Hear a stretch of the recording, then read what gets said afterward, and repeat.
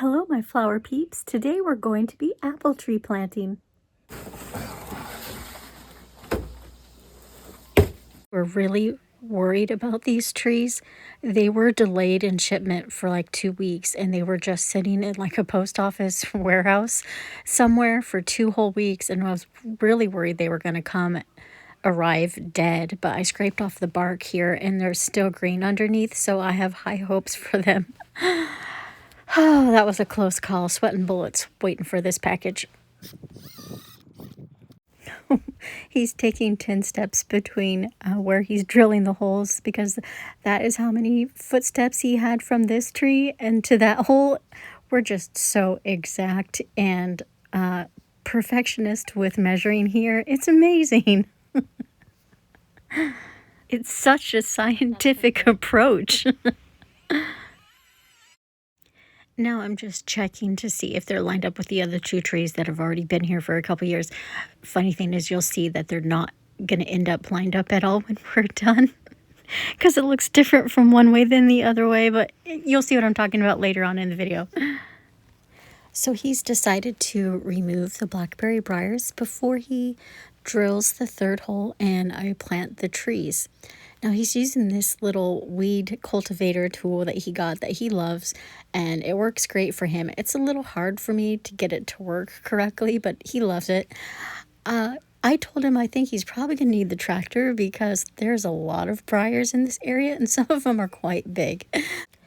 20 minutes later, and not being anywhere close to being done with pulling out these briars, yeah, he decided to give up and go get the tractor.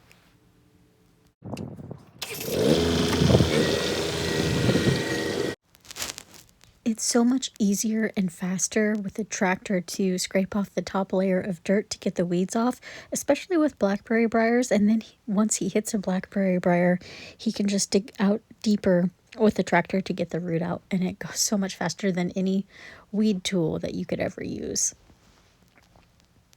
Well, while my husband is continuing to work up and get rid of those blackberry briars with the tractor and leveling it out afterwards, we're just going to sit here for a minute and enjoy this view. I love looking out and seeing this view whenever there's a clear day. I'm just so thankful that it is not foggy today. We have been bogged in with fog for so long. I am just so thankful that today it is actually a clear day and we can actually see 10 feet in front of us.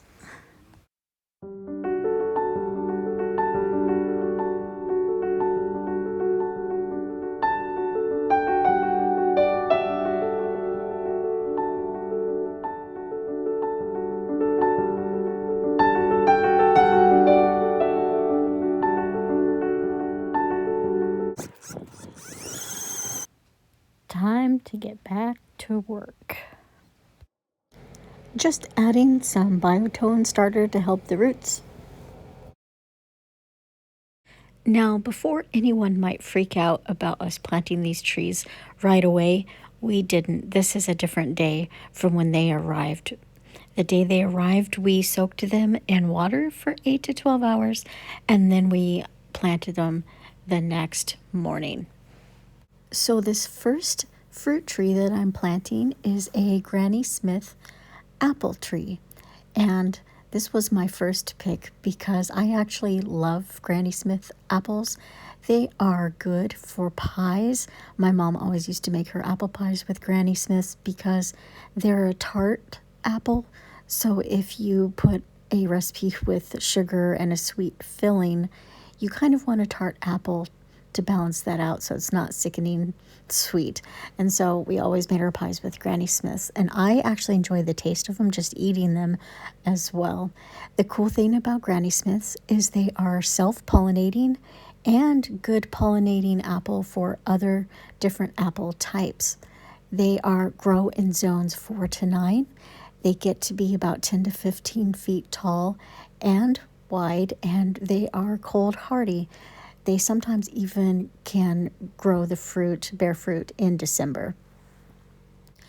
Now, this next apple tree that I'm planting is one that probably everyone's heard of, and it is the most popular and favorite apple right now because everybody loves its taste, and that is the Honeycrisp apple. And this is a dwarf version, so hopefully it should not get too much taller than 8 feet. The Honeycrisp apple is not exactly an easy type of apple to grow. Probably not the best choice for beginners, but I do live in apple territory, so hopefully it'll grow well here. One of the things they struggle with are pests. I have read that you can plant not only marigolds to repel the pests, but apparently garlic and chives are really good for planting around a Honeycrisp to repel pests, and it helps the soil. So obviously, I haven't tried that as I am just now planting this, but I think I might give that a try.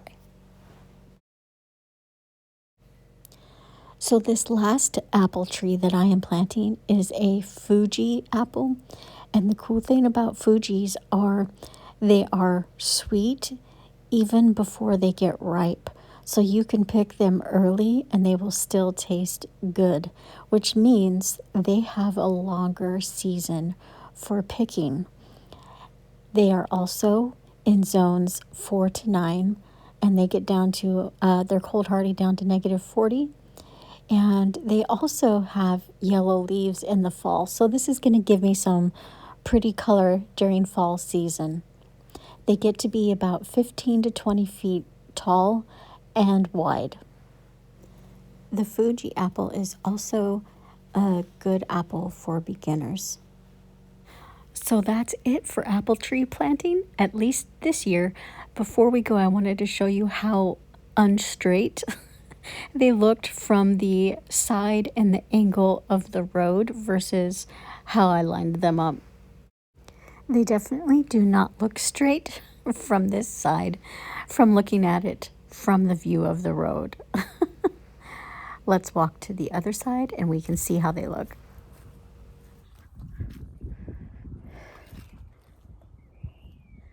They are pretty darn close to straight. You can't even see one in front of the other this way. If you've stayed to the end, thank you very much. And please pray or send good thoughts and love, maybe help fundraise to those who have lost their homes in the LA fires and those who are still in danger of losing their homes.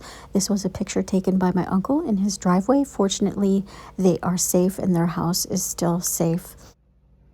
But let's not forget to support those who were not so fortunate, not only for the LA fires, but those who have suffered in North Carolina, Kentucky, Tennessee, and Florida to the hurricane.